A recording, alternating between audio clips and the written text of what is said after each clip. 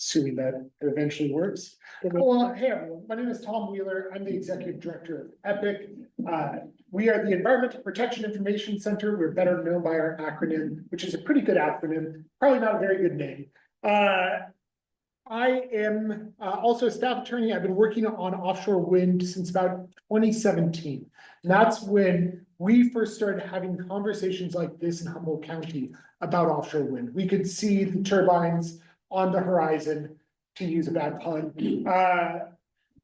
and knew that this was going to be something that was an item that would be hotly contested and one that we as an environmental advocacy group would need to weigh in on. And so I've been working on offshore wind since that time. These are some of my reflections as the executive director of EPIC. I have let's see if I can get technology works. I've been fortunate enough to also go tour offshore wind turbines across the world, really. This is me and my coworker visiting one of the first floating offshore wind turbines off the coast of Stavanger, Norway. So this is a 3 megawatt turbine. To put in perspective the kind of turbines that we're talking about these days, if they were to be installed off of California's coast, we are anticipating upwards of 20 megawatts. So this is puny in comparison to what might come to our region. This is a little bit closer, but it's a different technology. So this is a fixed bottom wind turbine. I took this photo off the coast of Nantucket, off of Massachusetts. That's a 14 megawatt turbine.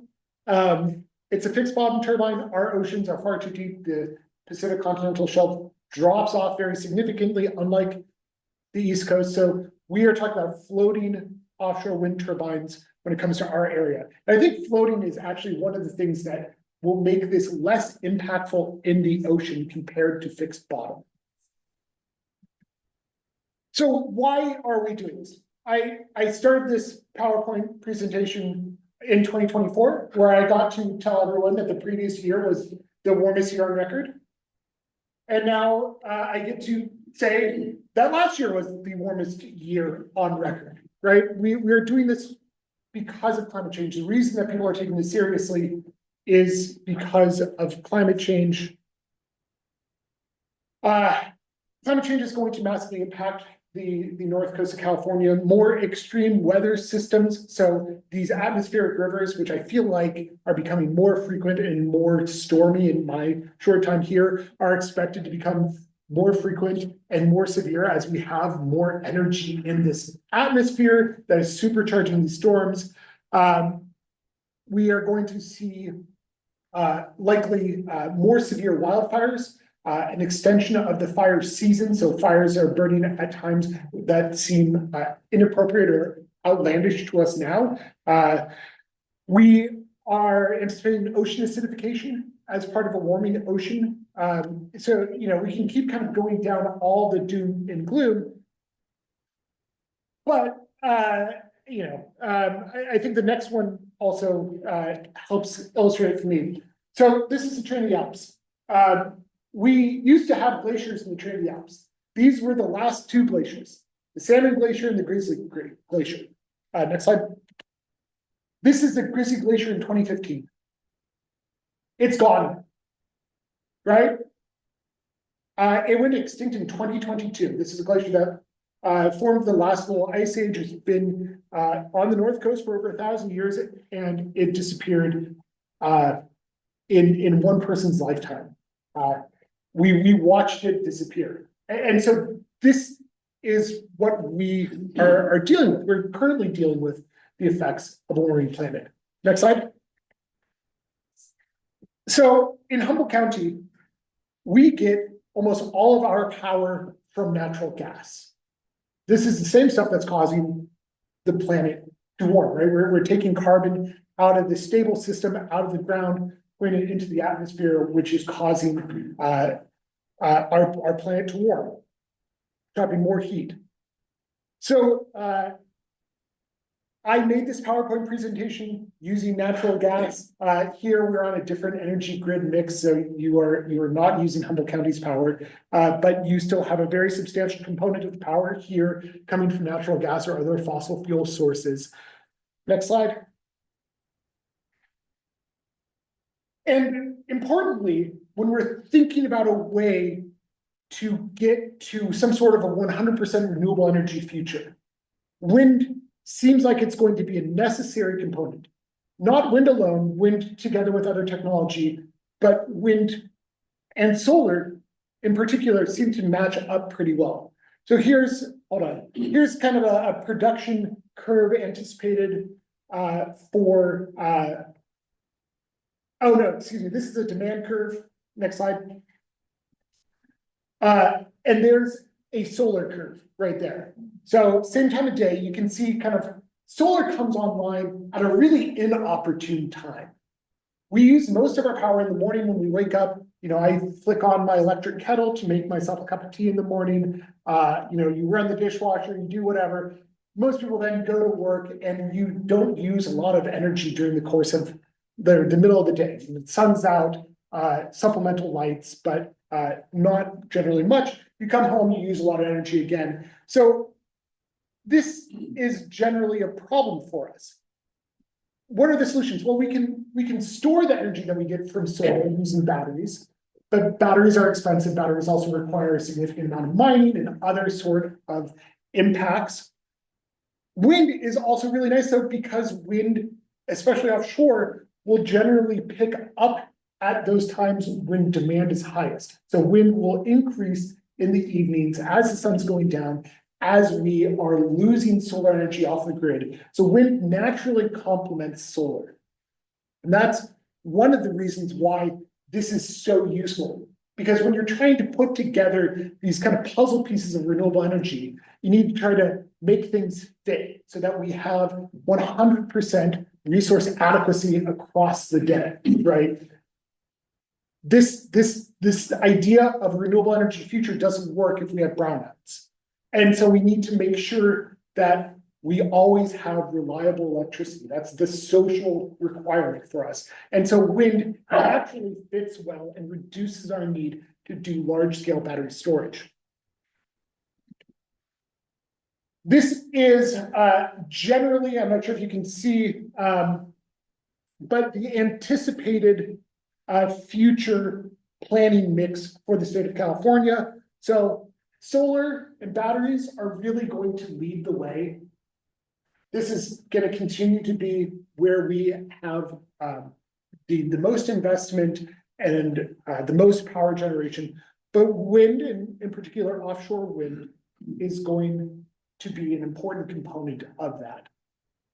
And we have great wind energy resources off of our coast. Next slide. Maybe not. There we go. Here we go. So we need to get to make a viable project, you need to have something along those lines of at least kind of the yellowish area.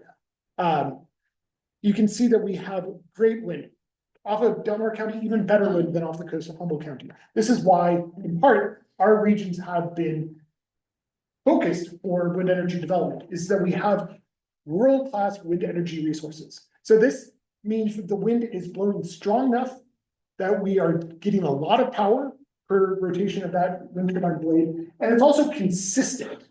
So consistency is really valuable when we're talking about renewable energy, because you know it makes it more reliable for us as we're trying to plan out a energy grid. Next slide. So that was why wind generally, why we should be open to wind, because I think that we should try to fight climate change. We were dealt a blow to the future viability of offshore wind with the incoming Trump administration, or the present Trump administration. So one of Trump's first acts was an executive order. It paused new leasing for offshore wind energy. These are all in federal waters, so he has control, or the Bureau of Ocean Energy Management has control. so in addition to pausing new, he also directed to take a look at existing wind energy, where it exists, to see if there's some way for him to kind of claw back projects that have already been permitted. And he also directed kind of enhanced environmental analysis for these wind energy projects. This, at the same time that he has scaled back the amount of environmental analysis required for oil and gas development. So priorities change, elections have consequences. And next slide. We are now dealing with consequences. So this is the wind energy area off of Humboldt County's coast. It's 20 miles off our coast. We have 2 wind energy developers. We're looking at a long-ish timeline. This might be good for folks who are in favor of wind energy because the development timeline escapes this current Trump administration. So before Trump took office, what the kind of saying was, or what the expectation was in our community, was that we weren't expecting to see wind turbine construction until 2035, right? So there is still a lot of time here. There's time, frankly, for kind of a pause in wind energy development. We don't need to be moving forward right now on the federal side because there's still a lot of state work that needs to be done. We don't have the ports capable of assembling these wind turbines at present. Humboldt County and Long Beach are the 2 current kind of ports that have been eyed for wind turbine assembly. We also don't have the grid infrastructure to bring this energy to users, to folks, to communities. Right now, Humboldt County has relatively weak connections to the larger statewide grid. Del Norte County, I know that you also have your own unique relationship, and you're kind of Southern Oregon more than California here, but when it comes to your grid ties. Next slide. So this is approximately where we are, is the green site assessment. So before Trump took office, we began our first kind of site assessment activities. A boat coming out of Humboldt Bay started to map the ocean floor of the wind energy area, sent an underwater drone that was about 40 meters off of the ocean floor. It was sending pings off the ocean floor to understand what the floor life was like. That activity is probably paused at the moment. But as you can see, there's still a long ways to go until we get to that blue operations area.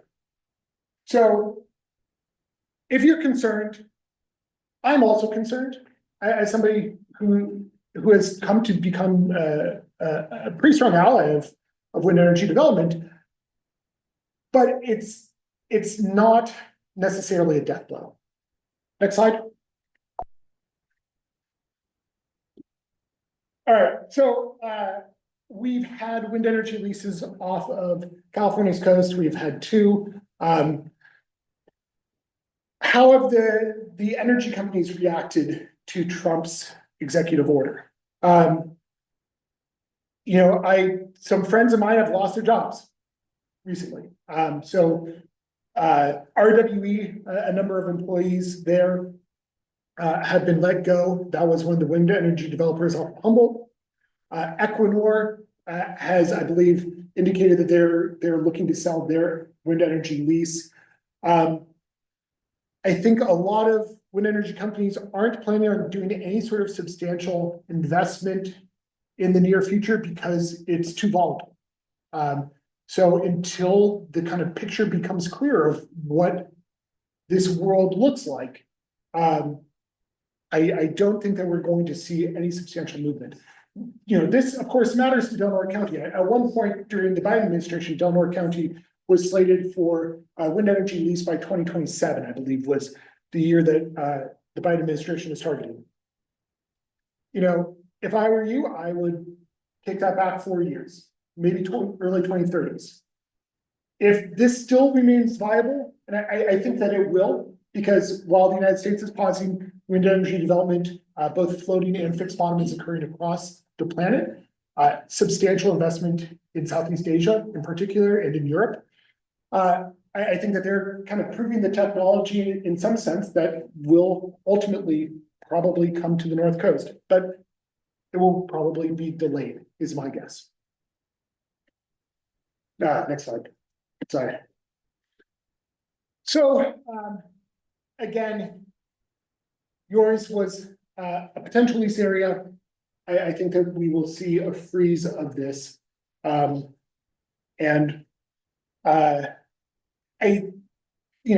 this is a good thing, especially for a place like Del Norte County. We can continue to have conversations about whether or not offshore wind energy is an appropriate fit for the community, how it could benefit the county, how it might harm the county as well. I know a lot of people have concerns about it. Hopefully some of the guests here today will help to clarify those concerns. But I appreciate you all coming out here on a Friday evening to hear about this. And I'm glad that there's still a sense that you're paying attention to this, because it's really important that we pay attention too. So thank you all for coming out, and I'll pass it on to the next speaker. Great, thanks, Tom. Thank you.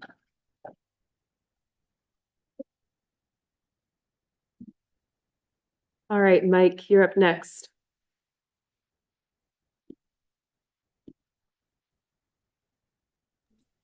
Every time's an adventure. Okay. All right, we can hear you. And you can hear me and you can see the slide, more importantly? Yes, yes, and yes. Great, okay. Thank you, everybody, for having me today. My name is Mike Lynes. I'm the Director of Public Policy for Audubon, California, or the National Audubon Society, the statewide policy, which means I work on things like state legislation, federal legislation, and large-scale issues that affect California. So California water and nowadays a lot of renewable energy, including offshore. I'm just including this picture here because I'll show seabirds the rest of the time. And wanted to, first bit of my talk, I just want to give you a bit of perspective about where Audubon is coming from on offshore wind. As a bird conservation organization for over 100 years, we've been focused on the conservation of birds throughout North America. And a lot of times that has really been about trying to protect their habitats, direct action to protect their habitats, because that has really been the most significant reason why bird populations have declined around the world. And I'll touch on that in a bit, in just a moment. But I wanted to kind of again, sort of set the table here a bit so you can understand the way in which Audubon works. We work really across the hemisphere from Canada all the way down to South America in order, and up actually further up in Canada, up in Alaska as well, along flyways in order to try to conserve birds across entire hemispheres. So it really, for bird conservation, requires thinking beyond the regional projects all the way internationally. And that's been Audubon's focus. So we've developed a flight plan that focuses on this, and I won't go into all our details of our strategy, but it does include, this is really important. When I start to talk about offshore wind, sometimes people ask, they go, why aren't you doing more about the habitat side? And I'll say, we're doing all we can, but we also know that the habitat side will not be successful if we don't also take climate action. And so Audubon has set goals to help facilitate responsibly sited renewable energy across the country, and that includes in California. The other thing I wanted to note, in case you're not familiar with Audubon, is that we have chapters. We have over 500 chapters across the country. 45 or more of those chapters are just in California. And our chapters are made up of community members that love birds, love birding. You don't have to be a birder to go to it. That often get together for bird walks, but also for conservation action locally. And I know our members are very concerned about both onshore and offshore wind and other renewable energy development. So part of my job is to help them understand why Audubon is engaging. The other sort of table setting thing I wanted to do here as we get into talk about the offshore wind is for you to really understand the peril that bird populations globally find themselves in. About 5 years ago, there was a major report released from North American birds that we had lost about 33% of our North American bird populations just since 1970. A new recent report, the 2025 State of the Birds report, just came out and indicated that since that 5 years has gone by, the numbers have just continued to decline. They're not any better, which probably doesn't surprise anybody listening to this at the moment. If you go beyond 1970, we see those declines even greater, beyond the 33%, for many species as high as 90, 95%, obviously pushed towards extinction. So bringing that more closely to talk about why we care about offshore wind and what we're looking at, we are already seeing declines in seabird populations in the Pacific from 55 to 95% for many of the bird populations. The key factor in that decline is climate change. And the greater impacts of change, the less of our ability to address it and to adapt to it, the greater these impacts on seabird populations will be. And the seabird population, they exist. So this means likely we're seeing the declines in fishery and other parts of the marine ecosystem that are stepping up to the that are seabirds that are resulting in the declines of their populations. Actually did a climate study several years ago and found that without direct climate action, about 2/3 of North American bird species will be pushed toward a greater risk of extinction over the next 50 to 80 years. And so what do we need to do in that? We need to decarbonize however we can. And that led to the goal that I just identified earlier about trying to help put 50 gigawatts of renewable energy into the grid. This document says by 2028. I don't think that's going to happen for lots of reasons, including what Tom just mentioned. But I think that really what we want to do is put ourselves on a pathway towards responsible renewable energy. And I'll talk about what I mean when I talk about responsible renewable energy. So I've talked a bit about why we care. But one of the things that I wanted to highlight, and I think Tom kind of alluded to this too, we have some significant renewable energy resources just here in the West, but certainly throughout North America.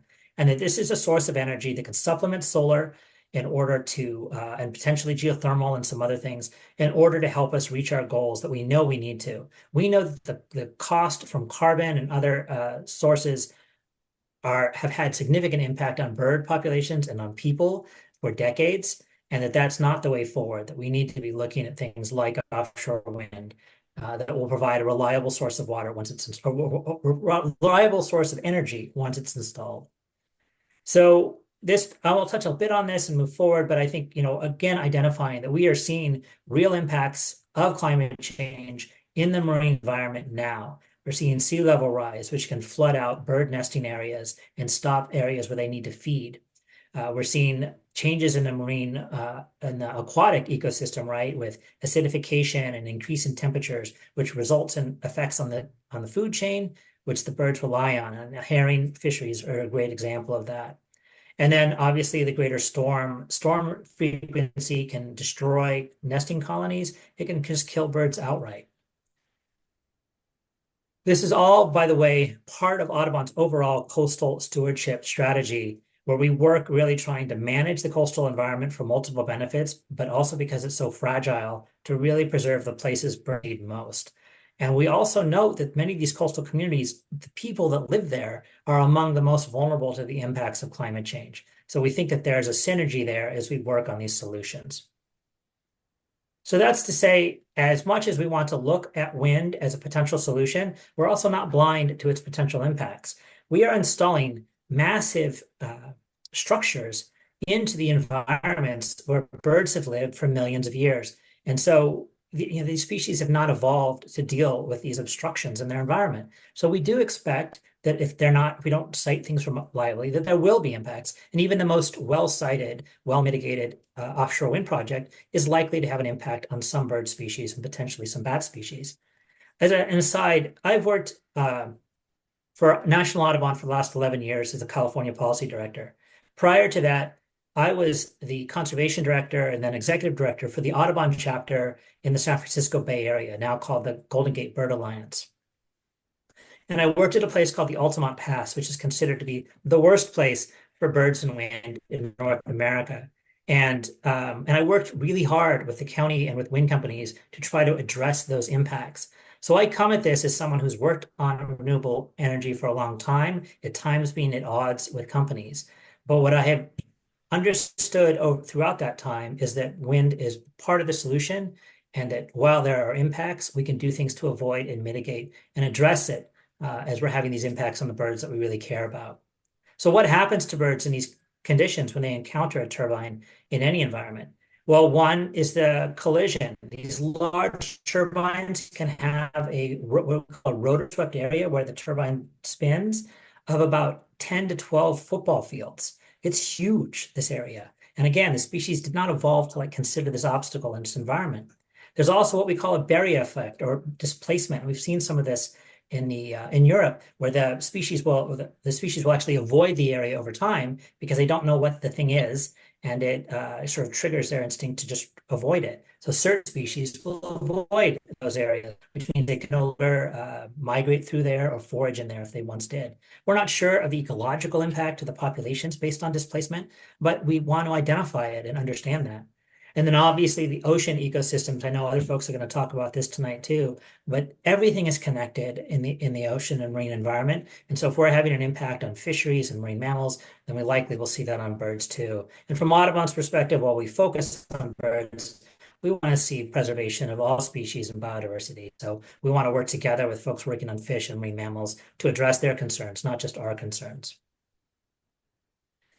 So putting that all in context, what I said before, the information that we have indicates that about 50% of seabirds are already at risk, major risk of things like climate change, invasive species, particularly in their breeding areas, choking out their breeding areas, and fishing activities and fatalities. Plastics are a big deal. Pollution is a big deal. Obviously, the overall just habitat loss and conversion. Renewable energy does have a potential impact. I think this number of 10% is pretty high. I think it depends on where you're going. And really, one of the takeaways here for the renewable energy side is it depends very much, different species react differently, different sites. Like the data that we get from Europe is probably not applicable to what we're going to see on the Pacific. And so we need to figure out and do the adequate science early on and throughout the process to understand it. So that really does bring me to Audubon's approach to creating a science-based hierarchy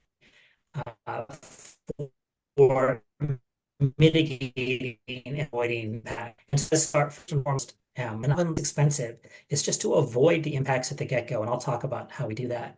Then minimizing those impacts once they will occur, offsetting and mitigating, and then the importance of science and monitoring throughout. So to avoid mitigation, one of the things that we want to make sure is just when we cite it, that we cite it in a place that's the least ecologically disturbing as possible. And that means we need to do a lot of science and studying and maps ahead of time. And we have to move that around based on the impacts to other folks and other users, like people who are fishing or marine mammal considerations or community needs. So all of that has to have a sort of push and pull to try to address everybody's concerns as well as possible. But we think that if we cite things right, we can avoid a lot of conflicts down the road. And I think that process, by the way, that citing process, and I'll talk about this a little bit later, is really important for community engagement. And if the developers do not do adequate community engagement, if the government doesn't do that through the permitting process, then you develop a lot of bad faith and build a lot of opposition and have a lot of unwanted impacts down the road. So minimizing this is something that anybody that's familiar with environmental projects is familiar with, I should say. And so there are techniques that we're developing to reduce impacts from these turbines. Something as simple as painting one of the blades black has been shown to result in a reduction of mortality of up to 70% in some cases. There's different lighting issues and other things that we can try to do to minimize those impacts. And I think we want to keep pushing that science to push those mortality numbers down.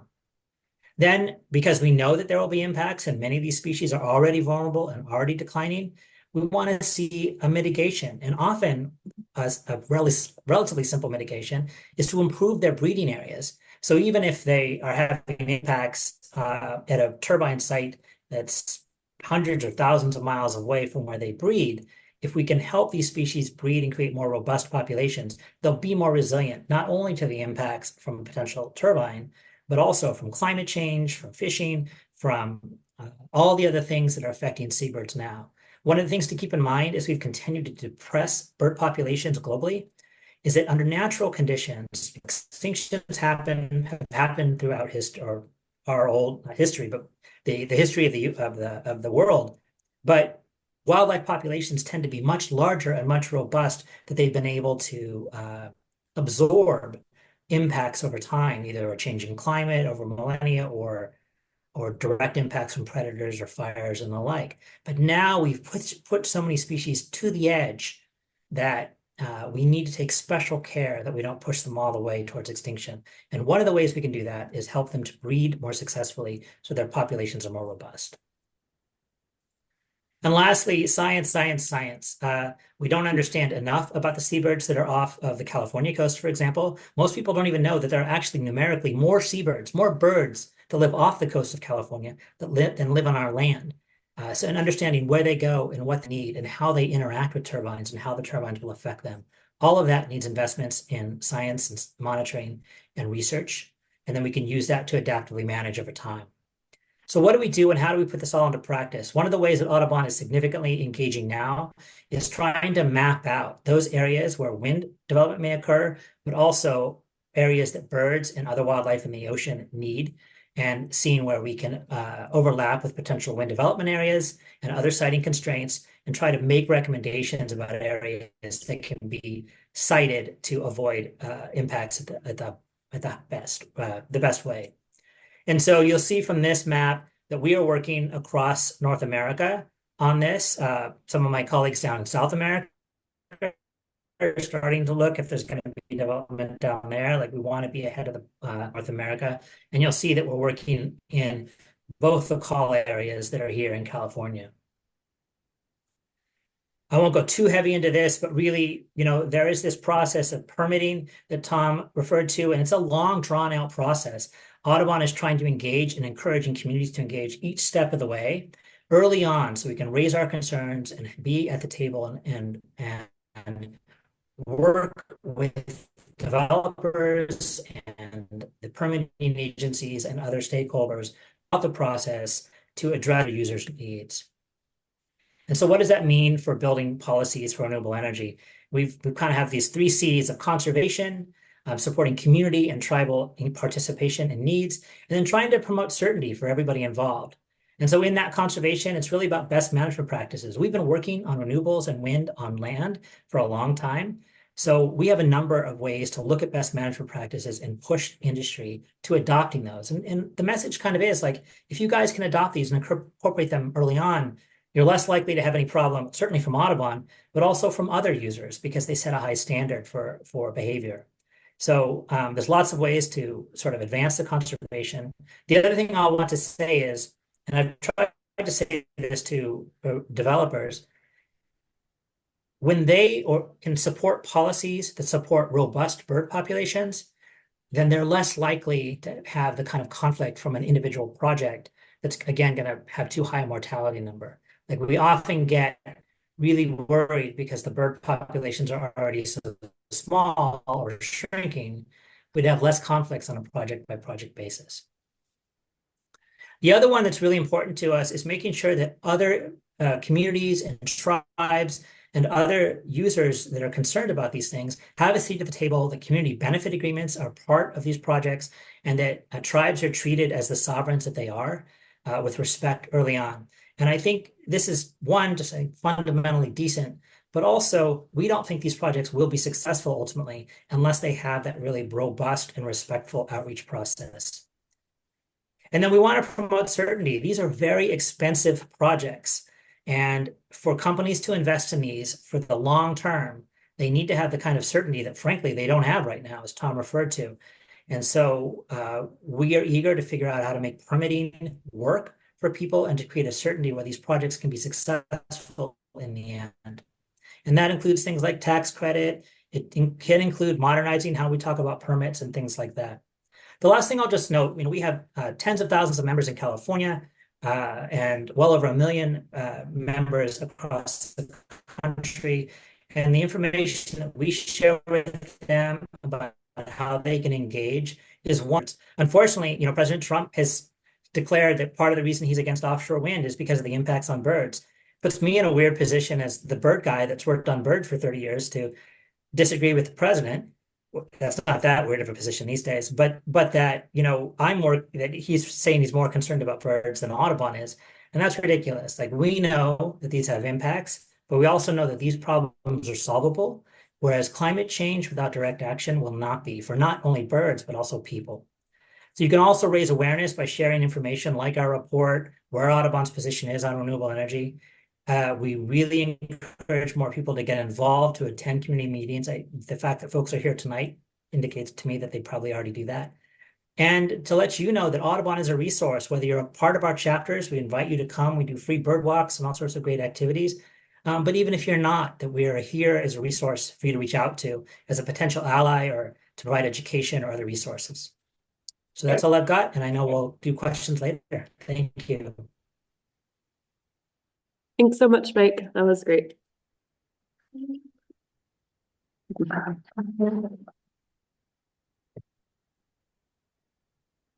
All right, Brandon, you're on. All right, can you hear me okay? Yep. Okay.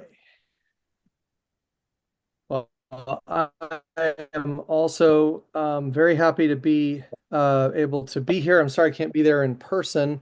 But I've spent my career working on marine mammals, acoustics, and how sound impacts these animals. And I've kind of got a whole suite of affiliations.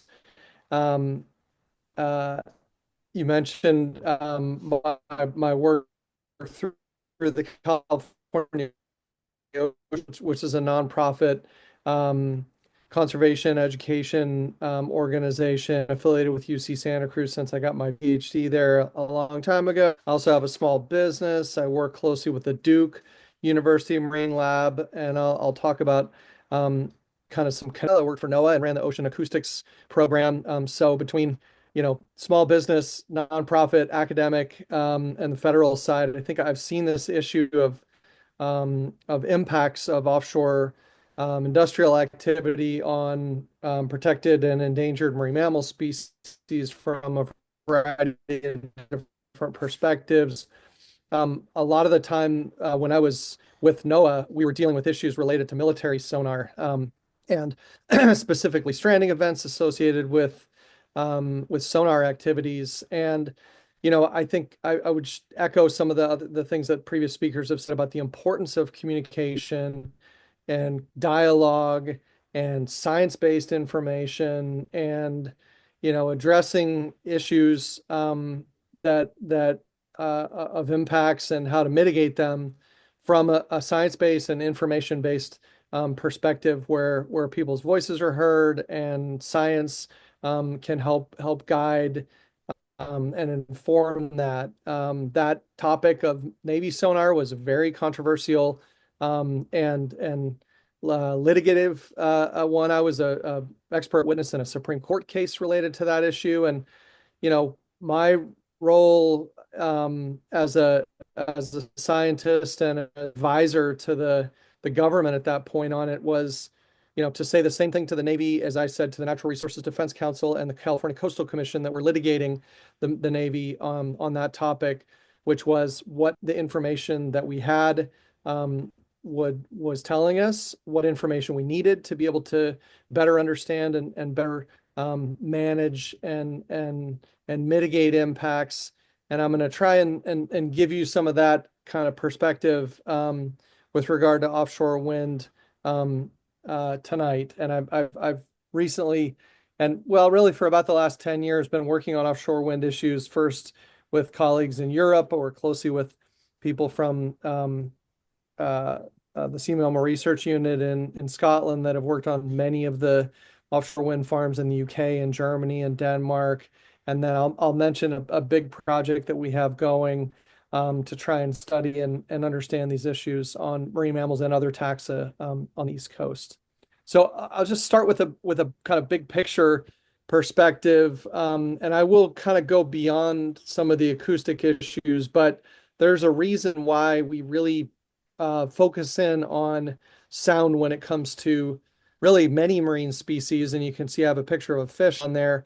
And it's basically that the physics of the ocean really prioritize the use of sound to sense the environment, detect other animals, avoid predators, find your way around, find food, and a wide variety of different marine vertebrates and invertebrates have evolved an array of capabilities to utilize sound for all of these important functions.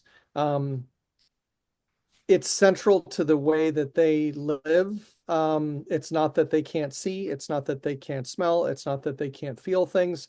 It's just that those things are less effective and or operate over sort of shorter distances underwater. So sound is particularly important to them. And people figured out the same thing when we started operating in the ocean in terms of trying to find things underwater. So we have this sort of convergence on people either on purpose making sound to investigate things, find submerged objects. That's where the Navy sonar systems are. The upper right picture there is a picture of a seismic survey where compressed air is released in a controlled way from multiple devices simultaneously, and they can image the subsurface. One of the previous speakers mentioned surveys used in offshore wind. They're imaging surveys that are over much smaller kinds of areas and use different frequencies. So there's a variety of things people do on purpose to make sound and look for things. There's also sound generated from things just as a byproduct of moving big things from point A to point B. Commercial shipping is the largest contributor of human sound into the ocean environment. The bottom right there is a different kind of offshore wind installation that would be from large monopiles. And you can see some bubble curtains that are around there where they're dampening the sound of that to try to mitigate the effect of those kind of intense types of sounds. So we have this convergence where sound is really important to these animals for a variety of mission critical, life critical events. People put sound in the environment, and a lot of my career and people that I work with have sort of centered around these kind of key conservation questions. One of the main tools that we have is we can listen and eavesdrop on the marine environment. But where and how can we do that in the best way to understand where these animals are, how they're behaving, and how can we use those tools to understand what the impacts of noise are? How can we study in an experimental or a carefully designed observational way what the kind of negative impacts are? And a lot of the work that I've done with the military, with offshore oil and gas, recently with alternatives to those seismic air guns, have involved things called controlled exposure experiments, where we're deliberately presenting a sound in a way where we can monitor the behavior, movement, or even physiology of some of these animals and measure what the effects are in a kind of controlled way.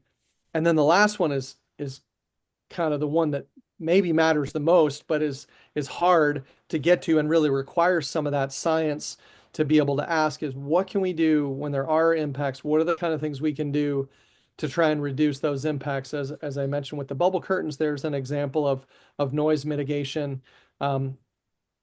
We introduced some voluntary measures, voluntary so far through the International Maritime Organization to try to address noise from ships. There's some technologies, and then some of these things like that ship shock trial with a massive explosion with a Navy ship. Some of the mitigation turns out to be location, as Mike mentioned, or timing of things and monitoring. So a lot of the things that I've done on other topics have centered around these questions, and we're asking these in relation to understanding and trying to identify and then mitigate impacts of offshore wind.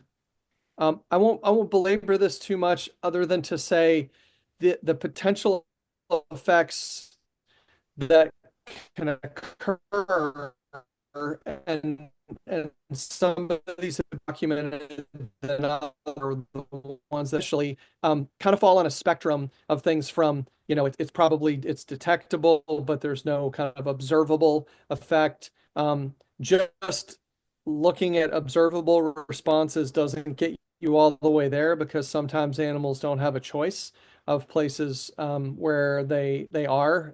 There's consequences of leaving certain areas, animals that have high site fidelity, like some of the harbor porpoises and harbor seals that live in some of the areas up your way that are important to those local environments. So we can't just rely on observable ones, but looking at some of the kind of hearing related effects, probably the most common one is something called masking, which you experience every time you go into a noisy restaurant or or you're on a subway or something like that. If you go into a city where the noise is elevated and you either have to talk louder or you can't hear something as far, that kind of simultaneous masking is like a fog, like a sound, like an acoustic fog that limits your ability to detect things. Some of the laboratory research has really focused, and the noise regulations have focused threshold shift. That's the TTS, or permanent threshold shift, where the auditory systems are actually temporarily or can be permanently damaged. And there's sort of a gradation within the hearing related things. And then on the behavioral side, there's a whole host of things, and we've developed. So turn its head and looked, you know, to changes in social dynamics, increased risk of predation, or in extreme cases, either temporary or permanent abandonment of habitat, which is obviously something that's more significant. There's increasing work looking at effects on physiology, stress hormones, things that. And the last one on here, strandings that cause mortality, is probably the issue, the topic of sound and sound impacts to the forefront, because famous one in the Bahamas that happened in 2000, and there have been ones around the world since then that made people aware, that sound can have these lethal effects. It turns out that it's really pretty isolated to certain types of species and certain kinds of sounds, and that's probably a really rare thing. Obviously, when it happens, it's bad. It can have locally significant consequences. In the Bahamas, it changed the population dynamics of several species of beach whales for decades, because it was a large scale stranding event that happened with a very particular pattern. And those types of strandings typically have these distinct identifiable features of spatial patterns, temporal patterns, multiple animals, and most of the strandings we've documented with sound have been particular kinds of sonars that have resemblance to predator signals that we think may trigger a strong anti-predator response in certain species. Most of the effects we've seen are things that are in this behavioral response realm. And I'll try to put it in, I tried to make one slide here that kind of lays out my of the current of science as we understand the impacts of offshore wind on marine mammals. And I will say from the beginning of this, much of the science that we have comes from Europe, where they've been installing these things for species. There's a very limited number of species that are there, of marine mammal species, period. They're in those Danish, German, North Sea areas, and they don't include some of the key species that we have here in the US, including baleen whales, the large, filter feeding whales, at all. None of the science includes those species. And some of the work on the East Coast is getting to that, but they, again, we lack some of the kind of information for some of our species that are unique to the West Coast. So I'll come back to that point. But if I kind of break it down in terms of some of those categories I had, in terms of the direct acoustics are possible, um, you know, activity and some of it's going to involve vessel activity in certain areas, but likely it's going to be in that realm of masking. Directly impacting hearing is pretty for our scenario here with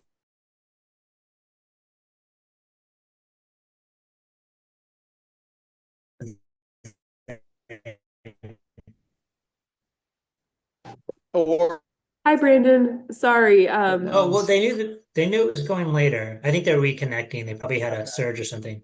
okay. We just have really bad Let me internet just because there's a verify that they storm can hear going us on. again. I might have to reshare this. Sorry, Brandon.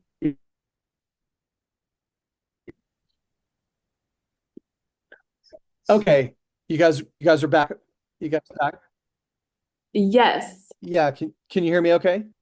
Yeah. I would probably turn off your camera that way. A little Okay. less strain on Okay, maybe the little internet connection.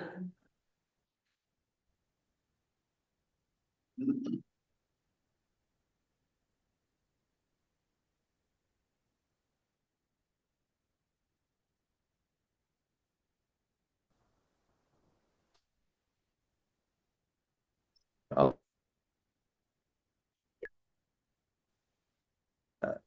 reshare here. So is my slide coming back up? Yeah, Yes, it you're has. sounding a lot better. Sounding good. Sounding good.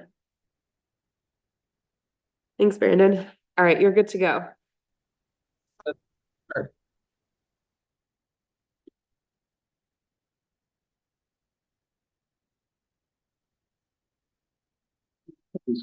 Hopefully. Are you speaking, Brandon?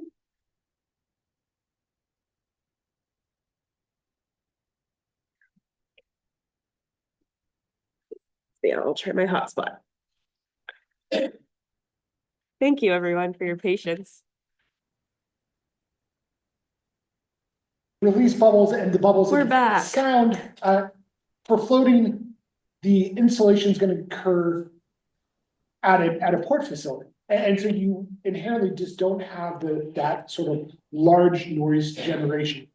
There are going to be other noises that are going to be present from the operation. But Brandon can probably talk it. Brandon, can you hear us? Yeah, I can hear you Great. good. You guys got us back? Yeah, I think so. We're on my Okay. cell phone hotspot, so hopefully this works a little bit better.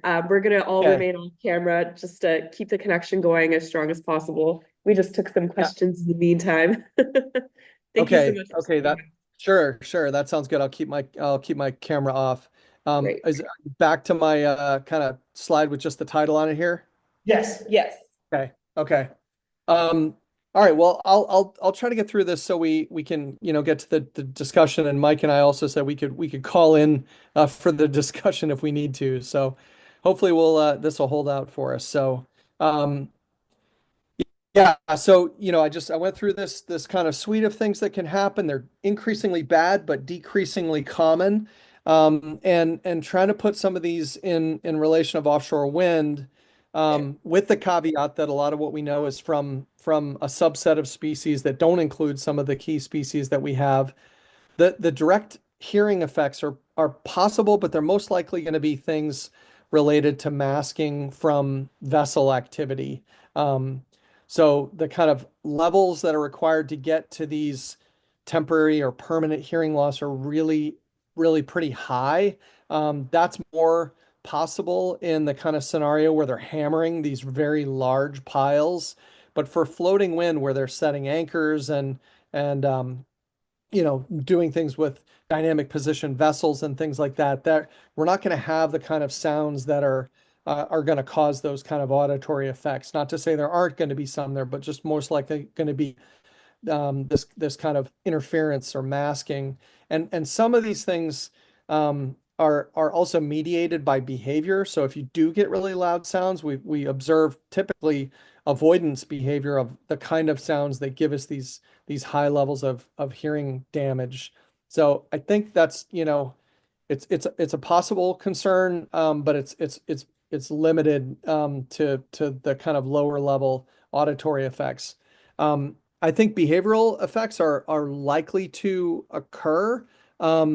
But I think one thing you have to realize with, some of these species, are going to be attracted, and some of these species might even kind of be winners in the sense that you're putting large floating objects into a featureless environment that will attract things to it. So we heard of, reef effects for the foundations of some of these things, but the floating platforms are going to have a sort of reef effect where they're going to attract fish and prey items for some of these animals. So we kind of have to consider that there'll be some species, some of our kind of more easily um, disturbed species like beaked whales, or like harbor porpoise near to shore, or false killer whales, and some of those species may avoid these things, especially when they're putting them in. But we have to also consider the fact that you're going to have behavioral effects with animals being drawn to these things. And that could have some winners, but it could also have some losers in the sense that you're bringing animals towards something where they're going to come into contact with people. There's a lot of information on behavioral effects, but again, we have new species, and those are not in the kind of depth of water that we're talking about here. So there's definitely some science to be done there, and I'll talk about that a little bit more. Okay, here's a point where I'm going to tell you some things that may differ from some things you've read or heard in the media. Um, the stranding of whales and mortality from offshore wind has largely been debunked. I would say has been entirely debunked. And much of it is just not true in the sense that most of the strandings that have happened in New York and New Jersey that have been the subject of, some of that controversy and, podcasts and Joe Rogan and Trump picking up on these things and other people just propagating this stuff in social media, they're in places where offshore wind has not yet been installed. So, the operation of these events, the operation of these things can't be associated with these strandings because they haven't occurred. There have been, surveys in some of these areas, but this paper by Leslie Thorne and Dave Wiley really, forensically kind of goes through these recent strandings. Almost all of them are humpback whales, and almost all of them are documented vessel strikes by vessels that have nothing to do with offshore wind. What has happened in those areas of the New York Bight in the last 10, 20 years is, as a result of climate change, the prey base has moved largely. Menhaden's been drawn closer to shore, closer into some of the vessel lanes. There's been an expansion of whales during periods of the year when they weren't previously common. And almost all of the strandings that have occurred have been strikes from vessels. So, that's something. And again, I think it's important to have dialogue about this. And people may have heard that there's scientific evidence of strandings of whales from offshore wind. I'm here to tell you that is not the case. That's not to say we don't have concerns and considerations related to mortality from offshore floating turbines from new new kind of issues like entanglement and like vessel strikes from concentrated vessel activity in places that don't have a lot of vessels. I think some of those are relevant concerns, and science needs to understand some of those. And the entanglement is not just a potential of a whale getting entangled in a big, massive, cable that's holding a platform in place that's large and under tension, but it's also, what about other gear that's present in the environment that we know, ghost gear that whales do get entangled in, that can become entangled on these cables some of the cables that go from platform to platform.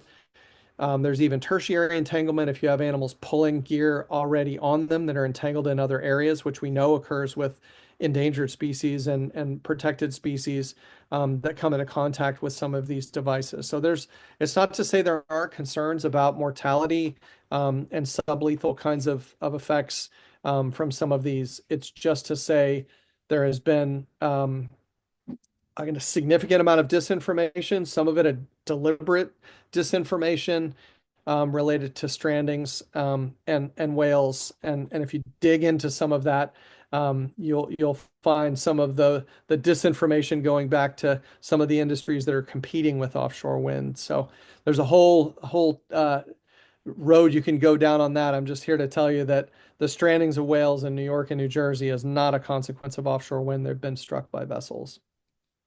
And one thing I really want to emphasize is one of the key gaps that we have is simply when, where, and why some of our protected species are there.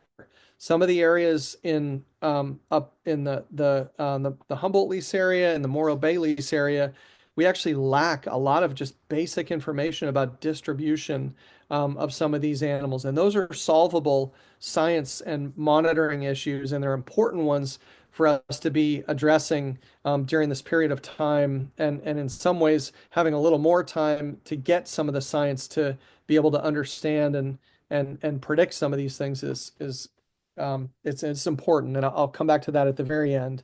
So I am not going to get into this or give this really enough justice at all, but I would encourage you, if you're interested in this, to just Google Duke and wildlife and offshore wind. This project, which is called WOW, is looking at a variety of different species, marine mammals, but also birds, bats, and sea turtles, and using a bunch of different monitoring technologies, listening technologies, active acoustics. I'm pretty involved in some of the tagging, extensive amount of environmental and prey sampling. And I think it's got a really good basis of inclusion, both on the research side with people from academic organizations and federal and state organizations, nonprofit research groups like the Wildlife Conservation Society that's heavily involved in some of the work in New York. And then there's an external advisory board that includes companies, but also a variety of different NGOs, including the Audubon Society. So I think it's a really good model. I really hope we have a West Coast version of this. We're in year 4 of 5, and we have these integrated regional ecosystem studies off of Massachusetts, Rhode Island, where they've already installed some, and then the New York area, which is where I'm spending a lot of my focus. In May of this year, there'll be the first installation of offshore wind in the New York Bight. And we have 2 years of baseline data where we've tagged fin whales and minke whales and humpback whales and done all the passive acoustics, where we can then look at what happens when they install these things and they start driving these piles. So it's a long story in one slide here, but if you're interested, if you Google Duke offshore wind, you'll pull up a lot of information on that. And then I wanted to highlight some of the work we've done on the West Coast and in some of the areas up there using these ecological risk assessment tools. And I also won't be able to do justice to this, but just to say, using these kind of structured scaling approaches, which are quantitative in some regard, and then there's some components of it that require some expert assessment. We've kind of come up with a relatively simple, relative way of looking at different kinds of scenarios in different species. And interestingly, this started off of Morro Bay when PG&E was proposing to do a seismic survey over a decade ago, and we kind of came up with this ecological risk assessment way of looking at it, as opposed to these discrete kind of numerical thresholds that were being used before. And again, I'm just kind of touching the surface here, but basically the y-axis of this disturbance severity is this index score that takes space and time and the sound overlap between animals and species, and quantifies it in a relative way, and then we break it down by percentiles. And the x-axis is these aspects of vulnerability, and I'll talk to that maybe just a little bit more. But one of the things we did, this was applied to offshore wind on the East Coast, but it allows us to do things like within different species. What if the disturbance starts in March or May or July, and what if the companies are restricted to driving 1 pile a day or 2 piles a day, and we can look at relative differences in these kind of severity scores, and some of them go up, some of them go down. But if you really care about right whales, the best thing you could do would be to start in March, drive 2 piles a day, get it over with, and get it done during the period of time when the animals aren't around. So it's allowed us to kind of develop this tool that lets us do these kind of different scenarios. So on the West Coast, the Bureau of Ocean Energy Management gave us some support to just take the vulnerability part of this. We haven't even gotten into the disturbance part of it yet, because some of what they're going to do and when and where they're going to do it parts is still being developed. But we can do the species vulnerability parts. So we took that part and kind of applied it to 42 different species and taxa along the West Coast. We broke it down by these different geographical areas. We broke it down by oceanographic seasons. Seasons is in quote because the California current is so dominated by upwelling that seasons don't mean, summer, spring, fall. They mean upwelling, post-upwelling, and winter. And then we developed this set of criteria based on a variety of different factors that I'll sort of talk about briefly. So it was a big area. So that what BOEM asked us to do was look from Point Conception all the way to the Washington border and break it up into areas that kind of are either kind of based on biology or are based on people. So there's some state borders in there, but there are also some biologically relevant zones. So there winds up being 15 zones in this whole region, 5 north-south zones, and then this kind of on the shelf, the continental slope, and then oceanic zones. And then we kind of, break down the vulnerability in these different areas. And there's kind of an example of Central California, but I pulled out the examples that we did for the area where you all are. So the criteria just briefly has 4 different components. One is population is doing, the listing status, population trend. The second one is how the species is distributed, how much they're present in the environment in each of those 15 zones in different seasons. Physical interactions includes that acoustic masking, but also includes things like the vulnerability of vessel strikes or entanglement for different species. And then D is what else is out there? How are the other animals already being stressed, both by people and by natural stressors like domoic acid or shifts associated with climate change. And yeah, there's an aggregate, and I'm skipping over some details, but you go through this process. There's sub-factors of each one of these, but you come up with an aggregate score and then break it down into quintiles and come up with a 5-point rating. So that sort of winds up looking at, so if we look at blue whales across all of the seasons, across all of the zones, you see these spatial and temporal kinds of patterns. So the post-upwelling season is when we have more blue whales in more of the kind of northern areas of their range, including this part of the West Coast. In the wintertime, many of them are down off the Costa Rica Dome and other places. And then if you kind of look closely, you'll see that more of the kind of shelf areas where blue whales have some of these higher scores. But we go through this process and come up with these kind of relative rankings, and then we can kind of put it all the way across. So here I've focused in on this Northern California zone, kind of goes from the Gulf of the Farallones to the California-Oregon border. And I have 3 slides that go from closest to the shore to the furthest out. And I won't kind of belabor this, but as I go, from near shore to offshore, you'll see a couple of things happen. One is there's fewer animals that are in the higher sort of risk areas or higher risk zones as you get into deeper water. But this isn't to say that, these are necessarily all of that we would expect, some of these species necessarily to be the most impacted, in part because some of them are really rare, like Western North Pacific gray whales are very uncommon, but if they're there, they're going to be highly vulnerable. Same thing with leatherback sea turtles. They're going to be pretty uncommon, but if they're there, they're among the most vulnerable.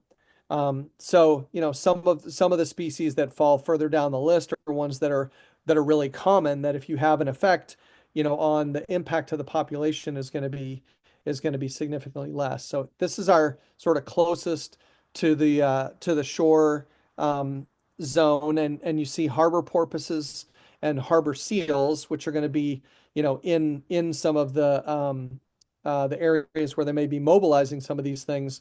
They're up in that kind of moderate category, and they across the whole zone they may be kind of moderate, but locally they could be particularly important.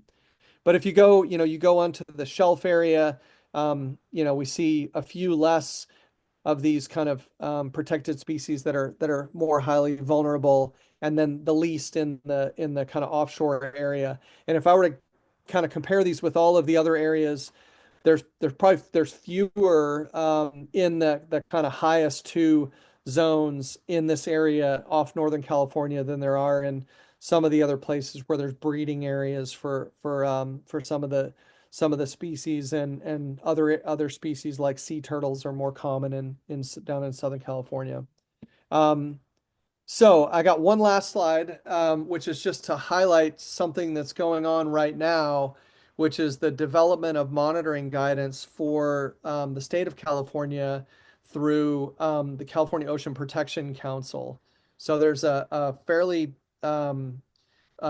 large group of people across a variety of different working groups. So there's a marine mammal turtles group, there's a birds and bats group, there's fish ecology, habitats and ecosystems, and some of these kind of themes looking at climate change, data and technology, that are working together. People from academia, government, NGOs. There's some industry people involved in some of them. A lot of close work with some of the tribal engagement, that are developing this comprehensive environmental monitoring guidance. And I can tell you a lot of it really, comes back to just what's there and what is the distribution.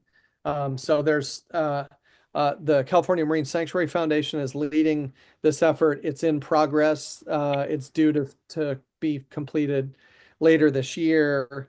And I think it takes on even more relevance given some of the delays in some of this. It'll actually give us time to get some more of the science that we need on this, some of which is pretty basic, and then there's some applied questions about impacts in some of the areas where we have uncertainty. So I will stop there, and yeah, we can take questions in the discussion. Thank you, Brandon. Thank you so much.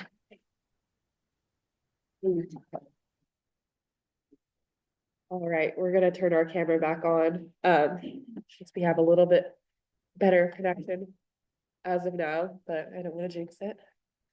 So we'll take questions now, everyone. We do have one paper question that we could start out with. Have the color of wind turbine blades been considered?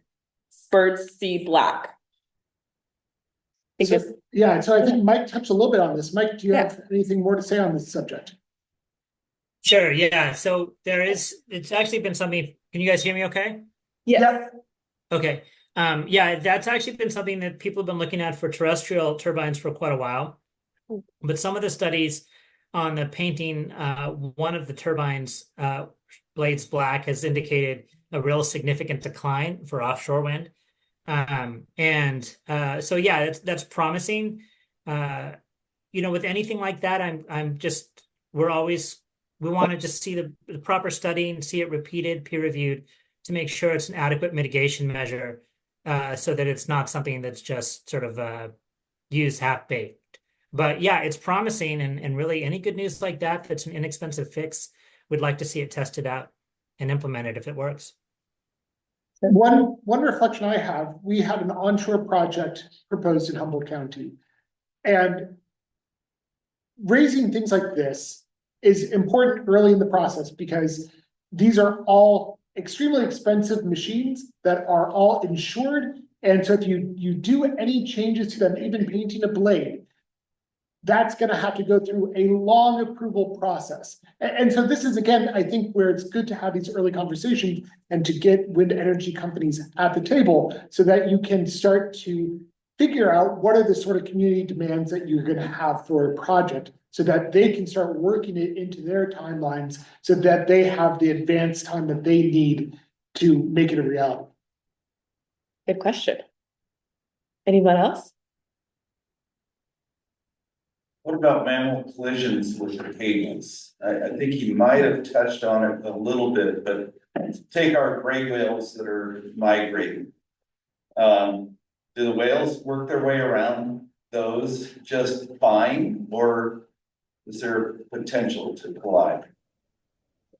Yeah, there's a potential to collide. I think it would be for species other than gray whales, just based on the distance offshore. So typically, our gray whales are mostly moving closer to shore and feeding closer to shore. So at that point, the cables are on the bottom, and the actual, things that are in the water are further offshore. I think by having additional vessel traffic there for species like gray whales that we know can get struck by vessels, there's there's some concern there. For some other species that we know are susceptible to entanglement, and or vessel strikes that are endangered, like blue whales and fin whales, they could be using some of those offshore areas. So I know there's a lot of work that's being done in other places to look at how the turbine, how the platforms are connected to one another with some of the cabling. I think the actual support cables themselves are going to be big enough and rigid enough that if something swam into it, they'd probably bounce off of it. They wouldn't necessarily be likely to get entangled in it because it's under tension. But again, there are these, secondary and tertiary entanglement kind of issues, where if there's gear in the water, which we know there is, fishing gear, rogue fishing gear, that's out there, or if animals have it on them, which animals do, humpback whales carry fishing gear up and down our coasts all the time. There's that kind of consideration. And I know that some of the companies have really, been looking at and developing in different places sensors to be able to detect if there's something attached to them. They don't want things on those lines that might potentially damage the cables. So, there's some monitoring, there's some mitigation that needs to be done. But I do think that those are, some of the relevant considerations when you look at, a footprint of how many platforms there can be in some of these areas and the amount of cables connecting them. It's a relevant consideration. Good question. Anyone else have a question? Yeah. The issue of electromagnetic effects of the power transmission cables. I guess I've heard before that the shielded cables is the end of the discussion, but I know a lot of people keep bringing it up about the effect of electromagnetism on behavior. Brandon, do you? Yeah, I'll take that one. I mean, some of it gets into species that I'm less familiar with. Like, I think, the benthic organisms, like, sharks and skates and rays and things that we know utilize those kinds of signals for foraging and navigation, are particularly, relevant considerations. I know, the depth at which they're buried and the shielding of the cables is, is a kind of mitigation that it has been done. I know there have been, pretty extensive measurements of some of those in relation to benthic organisms.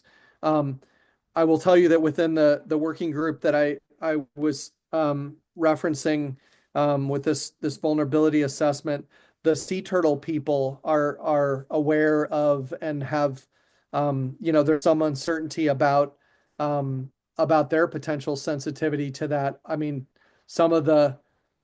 we don't really know completely how some of these large animals that make really long migrations find their way around, but the detection of the magnetic field of the Earth and orientation relative to the magnetic field of the Earth is not out of the realm of possibility. We know that other animals can do that. We know that some of these animals have chemical compounds in their body that would potentially allow them to be sensitive to the electromagnetic field of the Earth and use it as an orientation mechanism. The area over which those fields are detected in other settings, and again, some of this comes with no one's ever built the kind of large offshore platform in really deep water. There are places, as was mentioned, where, floating is coming along and they're getting closer, but, no one was ever done quite like what is proposed off of California. So, but the places where that's been measured in kind of the free field where the cables aren't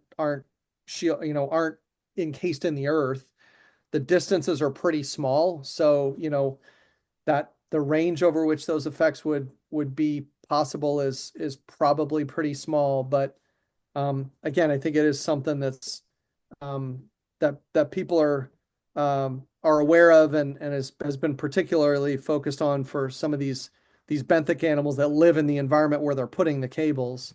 But there are some kind of question marks in relation to certain migratory species, particularly sea turtles, all of whom are endangered.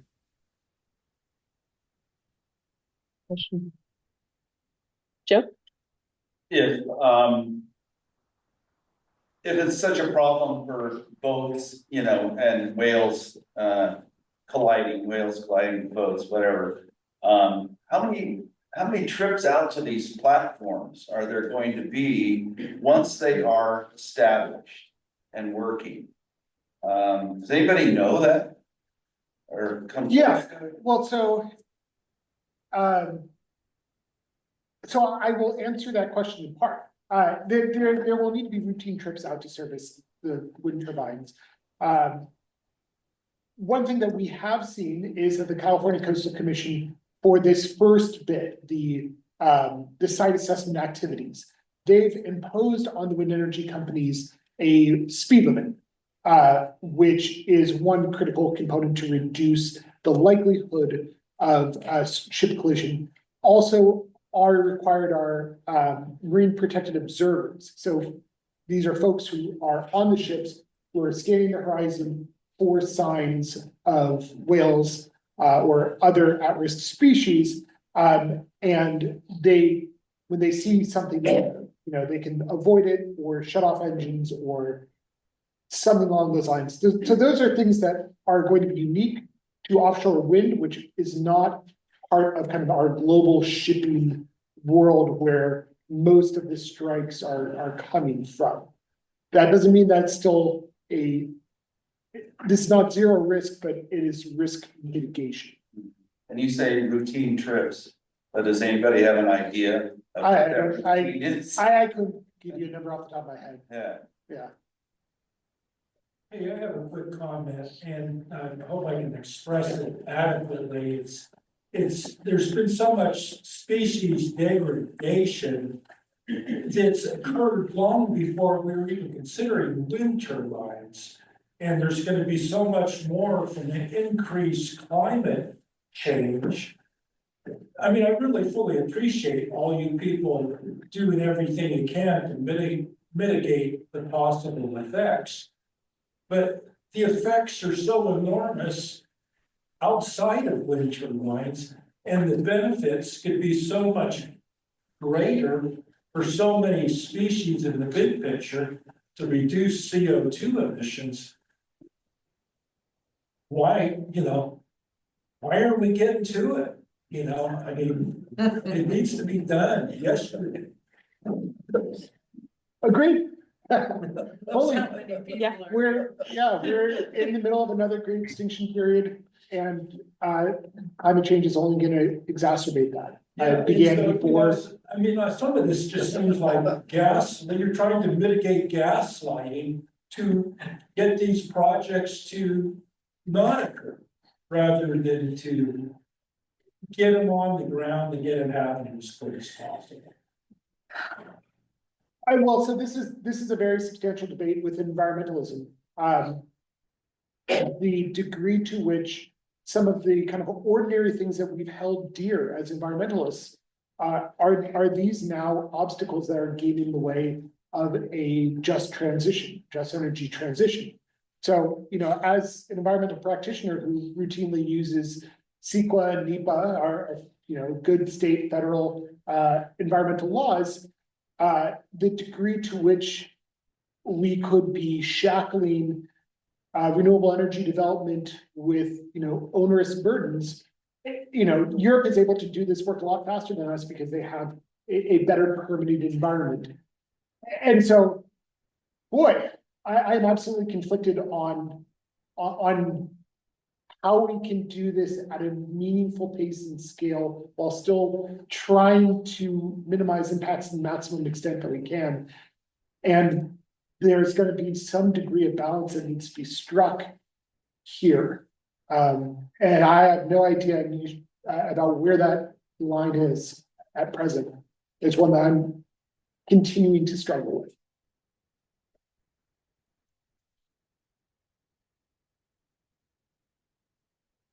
Anyone else? Like Joe, I kind of have a question, Yeah. so the impetus for all this, or, there's a delay, obviously, for 4 years. But the investment already seems large. And it seems like the potential return on investment is very large. Is this something that you see is just definitely gonna happen because the money resources are there to force it? In In the United States, I think that this is still an open question. We are seeing offshore wind energy development elsewhere. In Europe and in Southeast Asia in particular, we're seeing it very substantially. Here, there is a significant amount of risk. So one thing I appreciated Mike talking about was to work to try to reduce uncertainty for the wind energy developers.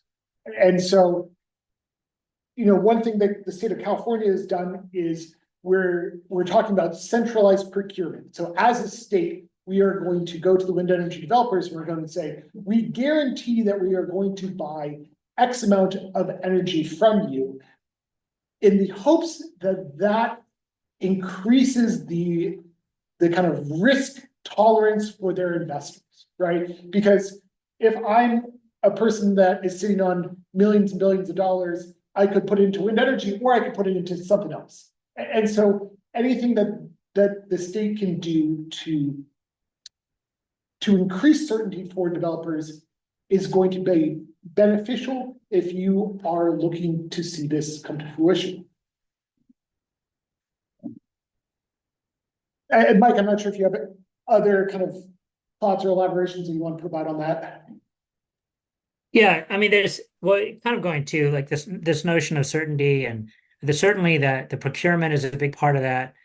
The permitting structure, I mean, we don't have at the regulatory agencies for the Fish and Wildlife Service side, Department of Fish and Wildlife and others don't really have a modern permitting system that's designed to work across tons of different agencies and for on projects like this. So, we have to work on that too, because I think there's that regulatory uncertainty. What I've heard from developers is, well, we get a permit from Department of Fish and Wildlife, but then we have to go talk to Fish and Wildlife Service, and then we get done with them, and we have to go talk to somebody else. And I have to say, I'm not super sympathetic to these multi-billion-dollar corporations at times, but also, there should be a pathway because it is our interest to get this done, just like on transmission lines, to get this stuff done in a way that's efficient. And I think the other thing to note, right, we're talking about the mitigation and the scale of these projects. To me, there is room to do the right science and monitoring in their budgets. There's room to do the right kind of mitigation, because we are talking about projects that should be generating, I don't know, tens of millions of dollars, billions of dollars over the course of their lifetime. And that's not always the case when we're, necessarily when the state is building a new road or public works that has environmental impacts. So trying to internalize the cost as part of the cost of doing business in a way without creating an undue burden, an unfair burden on them, as opposed to, the burdens that might be on natural gas or other polluting energy sources. Like that's a balance that we have to strike. That's not easy, but because these are commercial activities with a lot of money, they should be able to at least do the science and the mitigation necessary.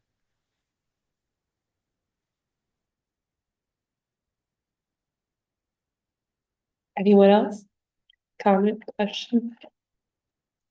I guess I'll just add one thing, which is there's some good signs and good structures emerging on the East Coast with regard to what Mike just mentioned about, companies supporting some of the science and also putting in some kind of buffers, where it's not just scientists working for individual companies, but they're working through collaborations. There's a group called the Regional Wildlife Science Collaborative that's organized through the state of New York, that's pooling resources from, various government industry sources and, doing some of the science through competitive, open selection, peer-reviewed kind of processes. So I hope that in California, we're going to see something like the RWSC emerge, some of the folks from the state agencies that are involved in the development of the monitoring guidance that I mentioned have expressed that as a potential kind of thing with regard to some of the acoustic monitoring and marine mammal research and environmental research in general. So if people are interested, that group is the New York state helped organize and kind of enable this group, and now it's kind of more regionally involved. It's called the Regional Wildlife Science Collaborative on the East Coast. One thing, if I could add too, something Brandon mentioned that I was remiss in not saying earlier. Folks want to know how to help.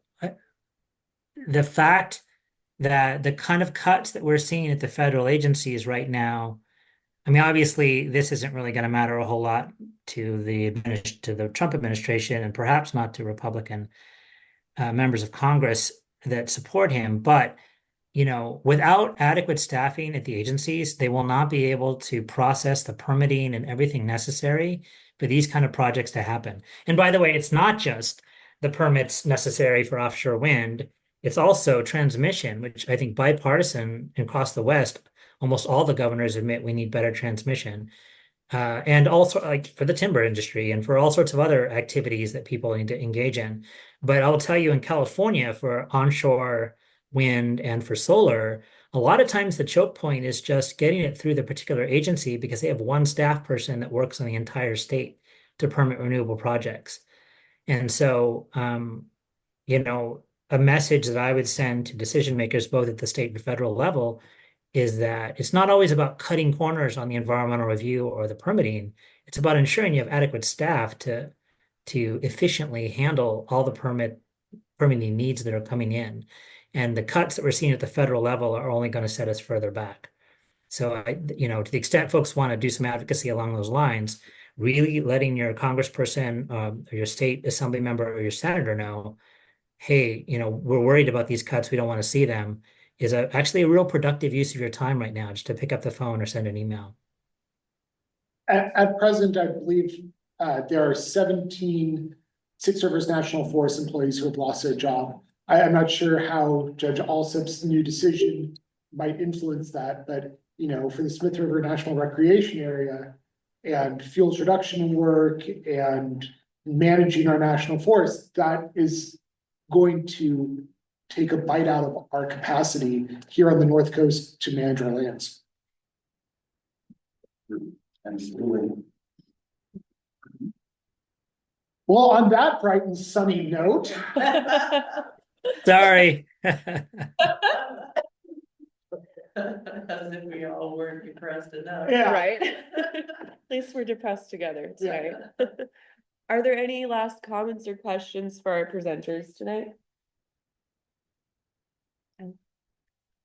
I would just Yeah. say it's really nice to hear this information from experts.